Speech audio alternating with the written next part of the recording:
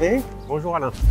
Alors, en 3 mots, est-ce que tu pourrais te définir, s'il te plaît? Ah oui, c'est le questionnaire un peu piège. Ouais.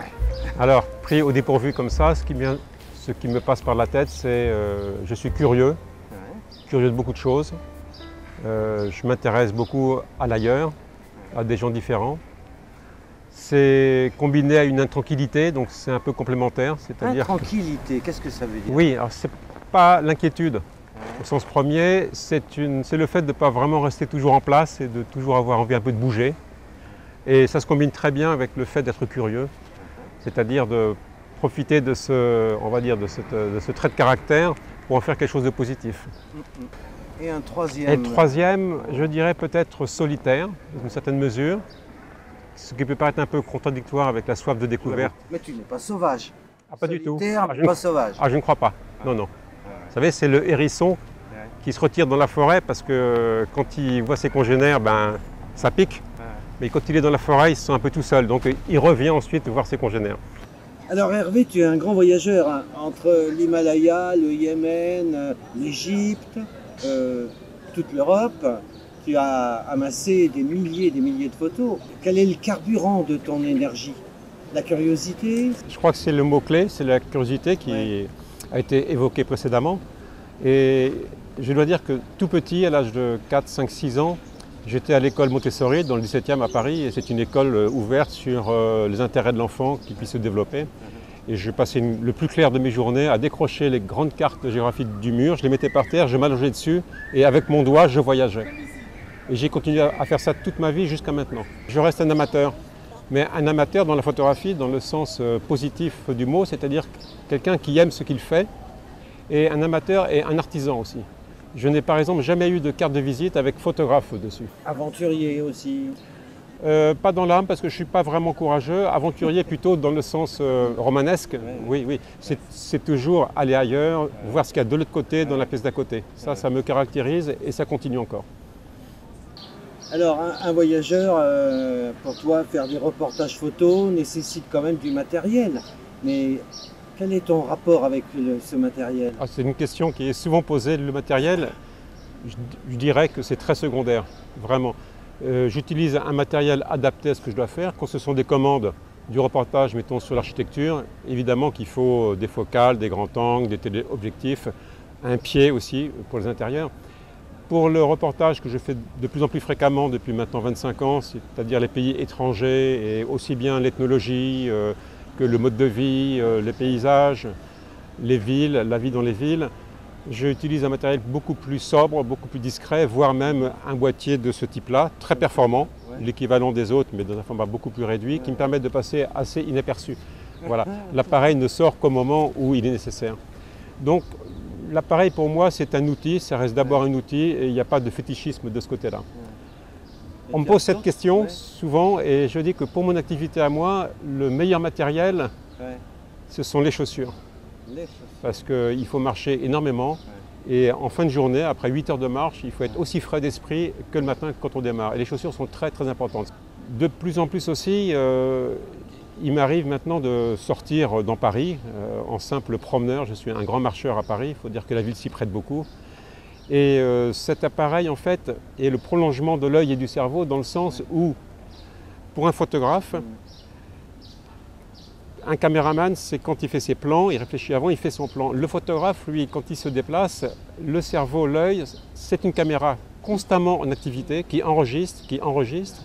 Et l'appareil, tout d'un coup, est là pour fixer un moment, je vais dire un arrêt sur image, pour faire le parallèle avec le cinéma. C'est donc quelque chose qui doit s'oublier pendant la marche, mais qui doit être instantanément prêt lorsqu'on en a besoin. Et j'aime être discret, me fondre. Je dirais pour détourner un peu un vers de Serge Gainsbourg, moi j'aime être celui qui voit, mais qu'on ne remarque pas. Ça c'est très important.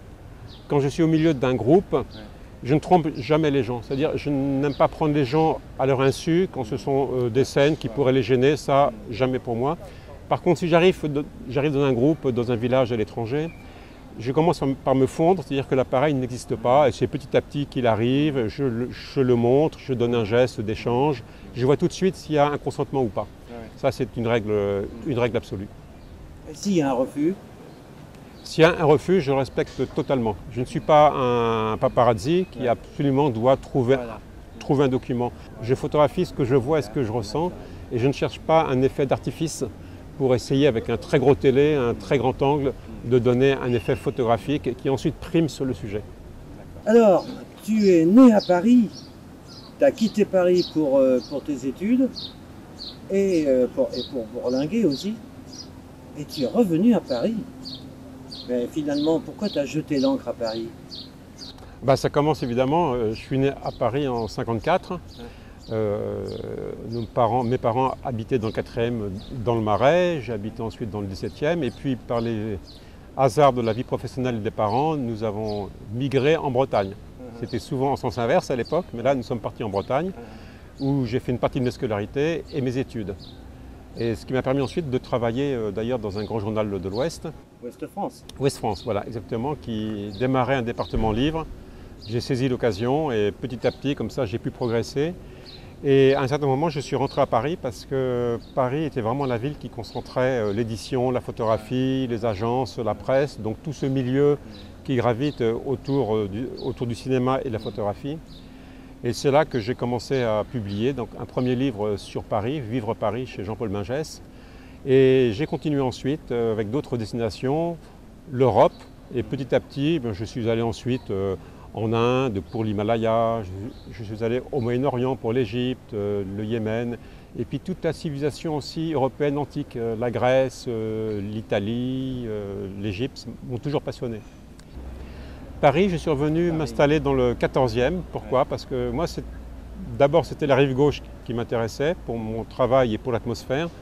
Et le 14e, parce qu'il m'avait particulièrement séduit aussi, ce mélange de grandes avenues où il y a un tissu urbain fait d'immeubles de pierre de Paris, des immeubles haussmanniens. Et puis entre ces grandes avenues, il y a aussi partout des impasses, des ruelles, des squares où on trouve des bistrots. Il se trouve aussi que dans le 14e, il y avait beaucoup de rédactions, des agences photographiques et même maintenant à l'ère du numérique, où c'est le tout numérique, il n'y a plus de contact physique, l'agence qui me diffuse se trouve en haut de la rue Notre-Dame-des-Champs, qui est toute proche du 14e. Donc je peux y aller en coup de vent, y apporter des photos, discuter avec les iconographes. Et moi, ce lien comme ça, charnel, physique, qu'on peut encore avoir avec la profession m'intéresse beaucoup. Beaucoup de mes confrères ont même quitté Paris pour aller dans leur région, mais tout se passe maintenant par Internet, par mail. Et j'aime bien conserver encore ce lien. Je me promène beaucoup dans Paris, je sors de chez moi, toujours avec cet appareil. Et il m'arrive de partir, alors c'est le 6e, c'est Saint-Sulpice, je vais jusqu'à la Seine. Tu as un lien sentimental et familial aussi? Un lien familial, le 14e. Bien sûr, très fort, puisque mon arrière-grand-père, Myrtil Bloch, venu de sa province de Metz vers 15 ans, a créé le caveau familial qui se trouve à 2 pas d'ici, au cimetière du Montparnasse, et où se trouvent maintenant reposées plusieurs générations de ma famille côté maternel. Actuellement, tu voyages beaucoup entre la France et l'Ukraine, mais ton objectif, c'est pas vraiment la photo. Ah, pas du tout. Ah non, ça n'a absolument rien à voir avec la photo.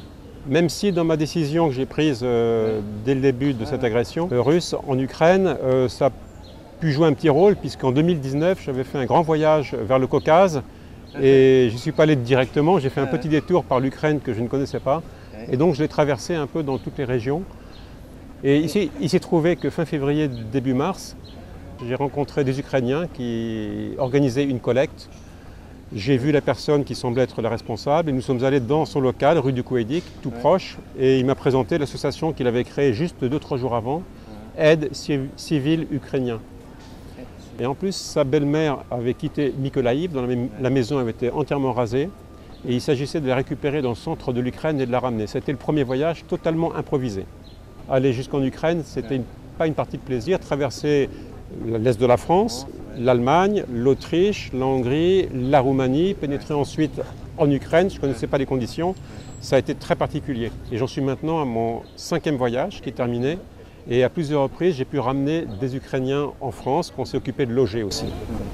Tu peux quand même me révéler une chose, c'est que tu avais emmené ton appareil photo. J'ai pris mon appareil photo non pas pour faire du reportage, c'est difficile de faire les deux en même temps. Mais je l'ai fait pour témoigner. Le principal but de ces voyages était d'abord Relais Médicaments et ça permet de faire des soirées de soutien à Paris, dont la dernière a eu lieu très récemment, dans laquelle je projette le fil de ce voyage pour que les gens qui donnent aient une traçabilité, comme on dit maintenant.